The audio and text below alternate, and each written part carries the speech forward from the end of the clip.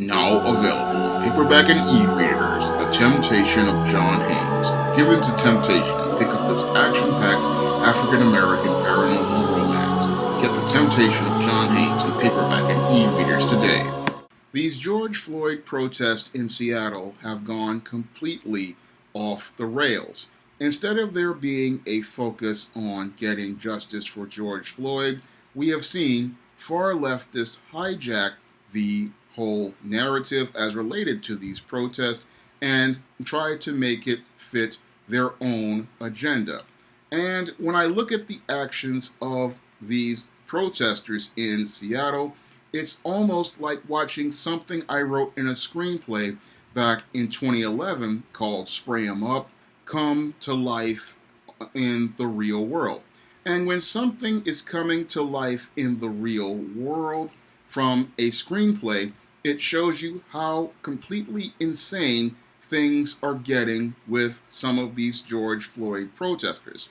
Because back in 2011, in the screenplay I wrote called Spray 'Em Up, I wrote the screenplay about this soldier, John Williams, who was fighting against terrorists in Iraq, defeats Samhal Hussein, a Saddam Hussein stand-in, comes back to America a hero with medals, and then he goes back to his Bronx neighborhood and finds out that he doesn't have any freedom because a drug dealer named Dex is running the block. And your Dex doesn't like John Williams because he represents freedom and justice, and because your John Williams is willing to stand up for freedom and justice against the drug dealer Dex, he has declared war on John Williams. And as part of that war against John Williams and the government, he decides to make the housing projects that John Williams lives in into its own country called Dexylvania. And when I take a critical examination of what's going on in Seattle with that People's Precinct where these individuals have taken over this police precinct, it is almost like a mirror of what I wrote back in 2011 in Spray 'Em Up, where your Dex declared the housing projects Dexylvania. And here we have these protesters going out of their way to talk about how they're going to turn this police precinct in Seattle into the People's Precinct, and then they're going to take over the 6 blocks surrounding the police precinct and call it an autonomous zone. And when I look at these behaviors, again, it's like something out of the screenplay I wrote back in 2011, and that screenplay was a satire, but when I look at this, it just shows me how completely off the rails these George Floyd protesters have become in Seattle. Because when I look at their actions, they clearly are not focused on what the original goal was. And the original goal of the George Floyd protests were about getting justice through the criminal justice system, not trying to separate a part of the United States from another part of the United States. Because when you have individuals deciding that they are going to create their own autonomous zone inside of Seattle, it shows you that the leadership has collapsed in as related to the politicians in Seattle. The law enforcement has fallen apart as related to Seattle. And even most importantly, the protest has fallen apart in Seattle. Because again, the original mission was supposed to be about getting justice as related to the murder of George Floyd, seeing these 4 brutal rogue police officers put in prison. But the residents of Seattle have taken hijacked this whole narrative and used it to further their own extreme agenda. Because again, when you have people talking about seceding from the United States, even 6 small blocks of the United States, it shows that these people aren't on the same page as every other black man and black woman. And when I look at this whole course of action these individuals are taking, it shows me why it is important for us to have a black agenda.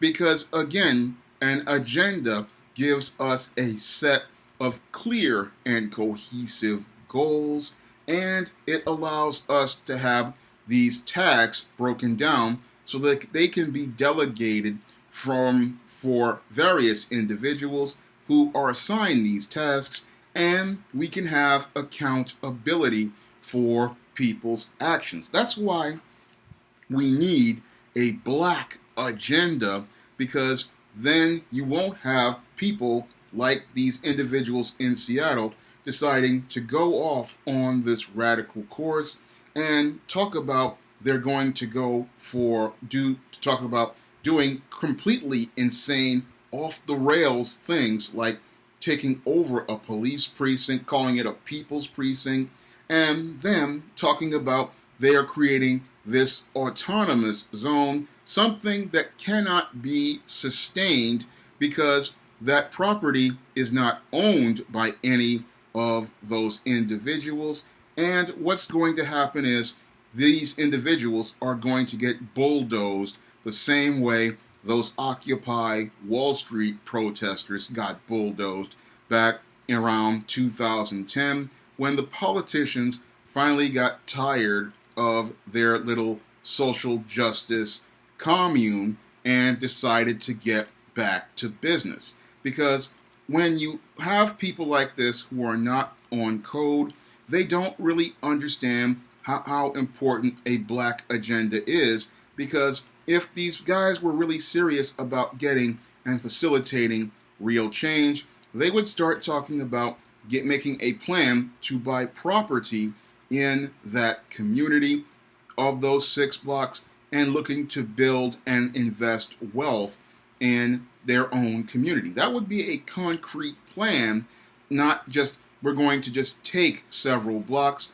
because again, this strategy failed miserably here in New York with Occupy Wall Street, and that whole plan got bulldozed in about a year or two, and several of those individuals who were part of the Occupy Wall Street movement, what happened to them was a lot of them snitched on people, a lot of them turned on people, and again, that was because those individuals weren't on the same page, and they did not have an agenda. And when I look at these individuals, they think that by taking these blocks, they are accomplishing something, but in actuality, all they're doing is impeding the movement to get change, and they're taking away credibility from the movement to get change and get justice for George Floyd. And again, when you have people who are off code and not on the same page for the agenda, they can wind up doing damage to the overall movement, and they can do damage to the overall mission by taking credibility away from the movement. Because you need to have all of the people working with you on the same page, and you need everybody, again, working on their tasks towards achieving the goal. Yes, we still do need to put pressure on the government in order to get justice for George Floyd's murder, and we do need serious reforms to law enforcement policy, and we need tangible policies that ensure that these rogue, brutal officers are punished for crimes they commit against black people. Yes, we do need these policy changes, and we need an agenda in order to achieve that goal. And the big problem is we don't have a series of goals. We just have people running around in a disorganized fashion. And when you have black people running around in a disorganized fashion, like these people who have created this autonomous zone, what that does is it allows the media to go out here and have something that they can capitalize on and create some sort of narrative where they discredit black people and then use those black faces as a way to take away from the credibility of the message. And this is what I'm seeing with this whole George Floyd protest is things are deteriorating, and things are deteriorating because we do not have a black agenda set in place. We have people running around disorganized. We have people running around not focused. We have people running around without a direction. And because we have people running around without that agenda to give them purpose and give them a set of goals they can see that will lead to tangible results, we are getting insanity, like, again, this whole taking over 6 blocks and creating an autonomous zone, something straight out of a screenplay I wrote back in 2011, and something out of an episode of Family Guy where Peter Griffin decided he was going to create his own country, Pretoria, because his house was on land that wasn't part of the United States. But again, in that episode of Family Guy, we all saw that even though Peter had his own land, what happened was the government came in and took him out. And again, what is going to happen here is going to be just as equally bad. And what's going to happen is it's again going to put a stain on the movement to get change. Because in order to get change, you need, again, to have your people on point. You need to have your people on code. And you can't let people come in with crazy agendas and crazy policies. You have to be able to take the lead and set terms for what you want to do, what you want to accomplish, and how you want it accomplished. And most importantly, you need to make sure all those people understand what being on the same page is. And these guys out here, and I see many others out here, they're talking about a lot of different things, and it just shows again what I said before in a previous video about the weakness of black men. We don't have black men coming out here and taking the lead on this issue of racial profiling, police brutality, police violence, and police criminal behavior.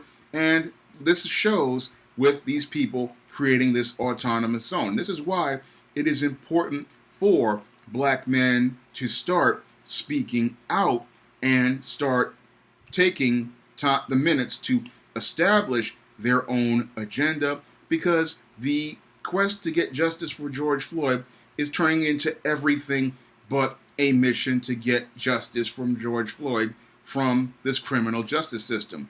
I see people turning this into a farce and a circus. And again, this just shows the weakness of black male leadership as a collective, because if we have strong black male leadership, we would have a agenda, working together to create change, and we would have black men at the forefront of the movement to get change. Because when I look at this whole, again, you have people taking over 6 blocks of Seattle, and this has absolutely nothing to do with justice for George Floyd. This is just some group of far leftists looking to hijack George Floyd's murder in order to further their political agenda. And again, if you had strong black male leadership, these people would be cut off, because strong black male leadership would be focused enough to say, that is not a part of us. If these people want to call themselves taking over police precincts and city blocks, that's not part of our agenda. That is not part of our platform. We do not support making secessionary actions against the United States of America. We want to continue being a part of this country. We are born citizens as ADOS black people, and we want tangible justice that ensures that we will have equal rights under the United States Constitution that was guaranteed to us in the 13th Amendment, the 14th Amendment, and the Civil Rights Act of 1964 and the Voting Rights Act of 1965. That is what a black leader would, say to people. They would say, look, we want justice, and we want the justice we were guaranteed under this United States Constitution, and we want to see these rogue and racist police officers dealt with by the criminal justice system, where these individuals are punished, and they are punished to the full extent of the law. And that is what a black man is going to say as a leader. He's not going to come out here with this radical ideas and support radical platforms, because that's not going to get him justice. That's just going to destroy his credibility, and that's not going to be something that allows him to be taken seriously. Because when you have individuals, again, taking over a police precinct and 6 city blocks, talking about autonomous zones, again, that is not part of a constructive black agenda for getting justice for George Floyd or facilitating actual change. That is creating a circus-like atmosphere that takes away, again, credibility from the struggle to get justice, and it also creates a environment where it shows, again, a complete breakdown of leadership, not only as related to law enforcement in Seattle, but also shows a complete breakdown of the politicians' leadership in Seattle, and it shows a complete breakdown of black leadership in Seattle, because if nobody is looking to take the lead, this is what happens. You get people going off on these crazy courses, and you don't get any focus on the goals of a black agenda. If you'd like to try some of my positive African-American fiction and support a black-owned business, you can pick up some of my SJS Direct books like the ISIS series, the East-Eam series, the John Haynes series, and the Spinsterella trilogy on Amazon.com in paperback and Kindle format. And if you want to see me make more videos like this, you can donate to my Patreon, my PayPal, and my Cash App, clicking the link in the description box. That's all I have to say for this video. You can comment, rate, and subscribe. Now available on Google Play, Smashwords, and the iBookstore. John Haynes, the man with nothing to lose. The man who rules the world runs into the irresistible force of a man with nothing to lose in this action-packed all-new John Haynes series adventure. Get John Haynes, the man with nothing to lose on Google Play, Smashwords,